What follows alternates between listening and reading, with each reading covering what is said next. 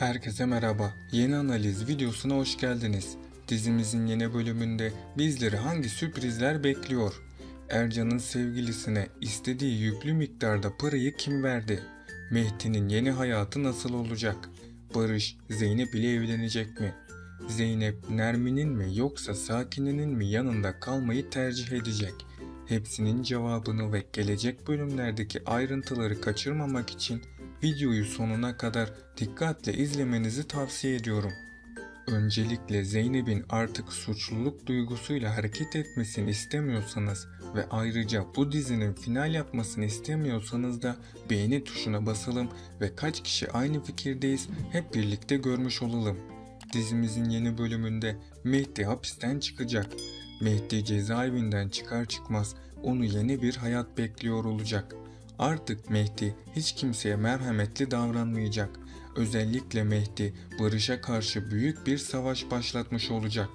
Artık Mehdi Barış kadar zengin olduğu için onun iflas etmesi için elinden geleni yapacak ve her zaman Mehdi Barış'ın işleri önündeki büyük engellerden birisi olacak. Zeynep ise Mehdi ve Barış arasında bir seçim yapmak zorunda kalacak.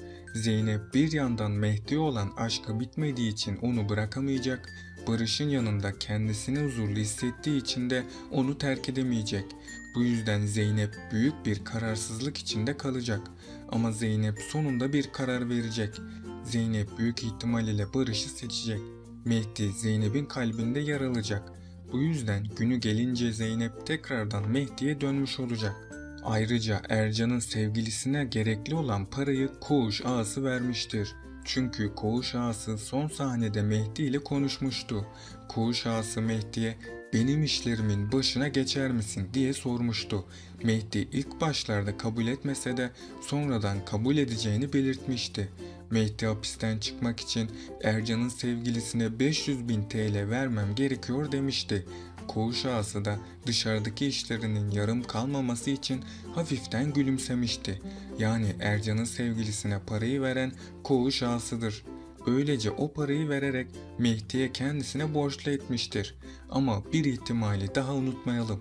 Çünkü eğer parayı Barış vermişse bu Mehdi'de bir kinin oluşmasına neden olacak. Çünkü Barış'ın küçük düşürücü bakışları Mehdi'nin aklından hiçbir zaman çıkmayacak. Mehdi artık çok zengin birisi olacak.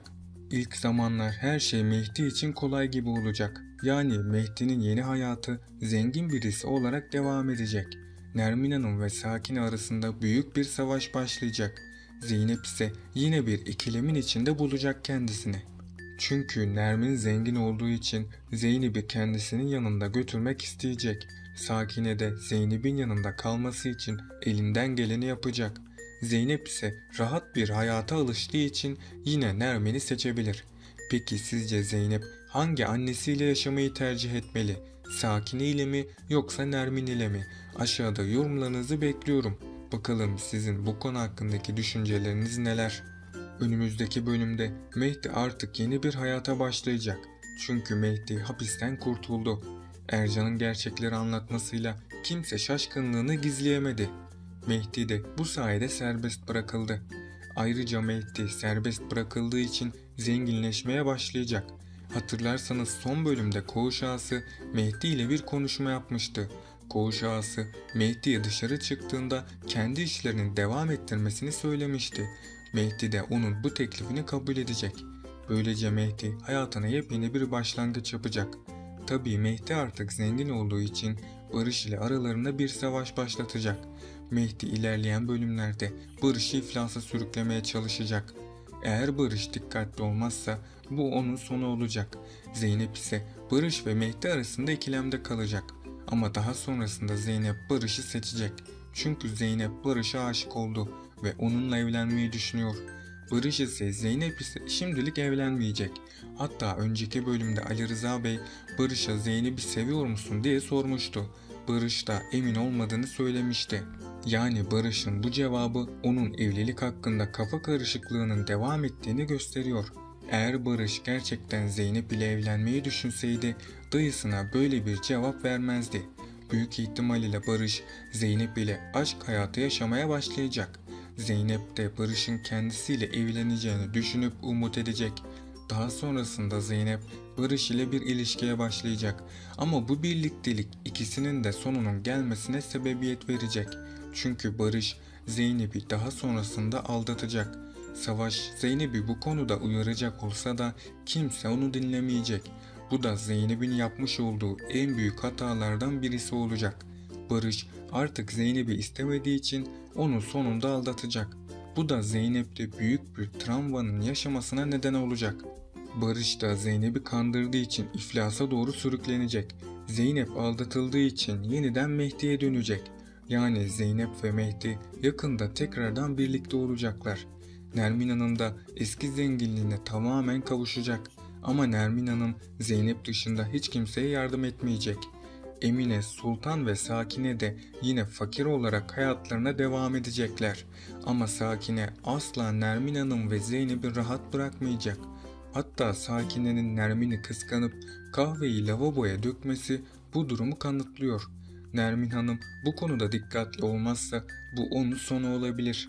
Diğer yandan Mehdi'nin hapisten çıkmasıyla olaylar bambaşka bir boyuta saracak. Mehdi dayının işlerinin başına geçecek ve böylece maddi olarak hem kendisini hem de ailesini rahatlatmış olacak.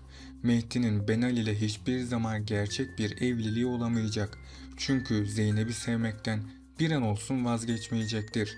Zeynep ve Barış'ı uzaktan izlemek zorunda kalan Mehdi çok büyük acılar çekecektir. Artık Zeynep ile birlikte olamayacağının farkında olsa da Zeynep'i korumak için onu gizlice takip edecek. Barış'la Mehdi'nin arasındaki savaş Mehdi'nin cezaevinden çıkmasıyla birlikte iyice artacaktır. Özlem ise kardeşlerini Zeynep ve ailesinden uzak tutamadığını anladığında kötü planlarını uygulamaya koymaya başlayacak. Nermin'in parasını alması ise Sakine ile Nermin arasındaki Zeynep savaşını yeniden başlatacak ve Zeynep bu durum karşısında bir tercih yapmak zorunda bırakılacak. Mehdi'nin hapishaneden çıktığı zaman Zeynep için asıl zor günler o zaman başlayacak. Zeynep son bölümlerde Barış'la yakınlaşmaya başlamış olsa da Mehdi'nin gelişinin ardından Zeynep ile Barış aşkı büyük bir darbe alacak. Mehdi'nin bundan sonra iyi bir karakter olacağını düşünmüyorum.